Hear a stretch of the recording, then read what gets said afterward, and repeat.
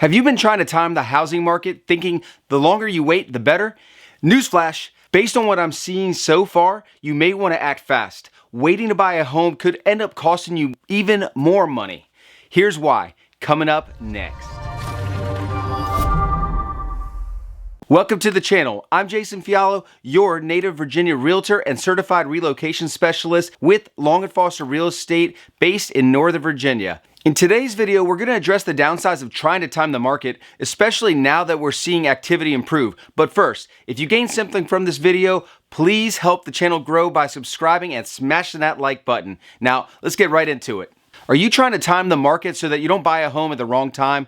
Well, if that's the case, you're not alone. By now, you've probably heard that 2023 is the year the housing market is going to crash, but so far, those projections are way off. Let me give you several examples. Phoenix, Arizona is one of the top markets around the country projected to experience a price correction this year. About a month ago, I had an active listing in Fairfax, Virginia for $795 that received multiple offers. We accepted the best offer, which was from a buyer in Phoenix who had to sell their home first before they could close on our Fairfax listing. In less than 1 week on the market in Phoenix, they received multiple offers and quickly went pending. Now, if my seller had listened to the many projections of a housing crash, there's no doubt they would not have considered taking this offer. But because the sales data of this specific area in Phoenix indicated a thriving market, they took a chance and it paid off. There are two reasons why I shared this example with you. One is to highlight how narratives effectively shape consumer behavior and perception, despite not being aligned with what's really actively happening in our market. And two is to show how both properties are in two vastly different areas of the country receiving multiple offers,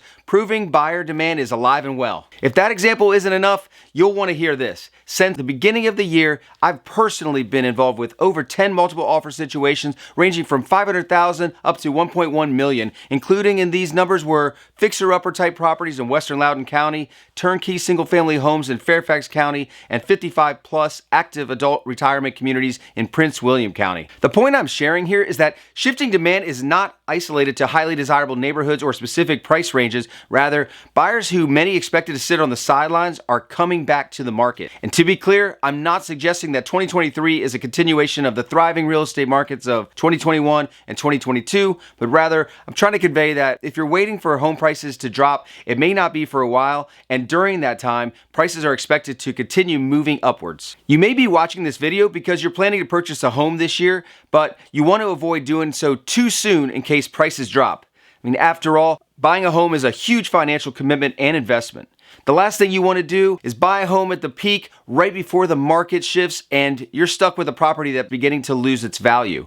A key indicator that prices will not drop is scarcity. When comparing the number of homes for sale in January of this year compared to last January, there are 33% fewer homes available, not to mention median home price appreciation is up 8%. With that said, the way our housing market is trending here in Northern Virginia and in other major metro areas around the country, relief through prices falling is highly unlikely to come anytime soon. Due to those conditions, waiting to buy can end up costing you more money in several ways, but before getting into that, I need to be clear about one thing. Everything in this video is based on our current market conditions and my experiencing it trending upwards. Some agents will tell you that it's always a great time to buy, but I'm not one of those agents. I've recorded several videos posted on this channel highlighting how renting isn't a waste of money and that is often the better solution than buying a home. Here are the links if you'd like to check them out later on. Getting back on track, the top 3 ways that waiting to buy will cost you are opportunity cost, higher interest rates, and inflation. Let me break these down for you.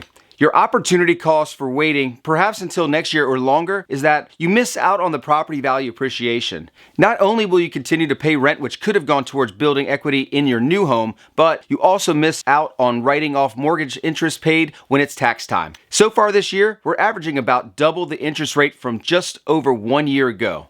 On a $500,000 purchase with 5% down, had you bought when rates were 3%, your payment would be $2,979, which include taxes and insurance.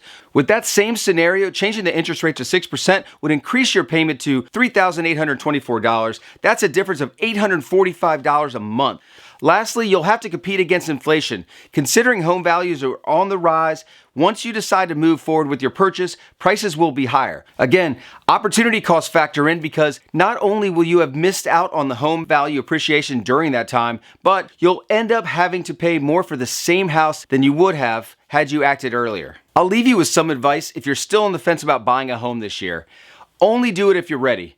Look, I know it may seem pretty obvious. However, I say it because too often I see people that want to jump in the market for the wrong reasons, like fear of missing out. Similar to not wanting to buy a home right before prices go tumbling, doing so if you aren't financially prepared is even more important. I'm not saying you have to save up until you can pay for your purchase in cash. Rather, just make sure that you're not putting yourself in a position where you're either house poor or worse, unable to keep up with payments. Thank you so much for watching. I hope you gained something from today's video. If you have any questions about what we talked about today, or if you're experiencing something a little bit different in your market or even Northern Virginia, drop me a comment below.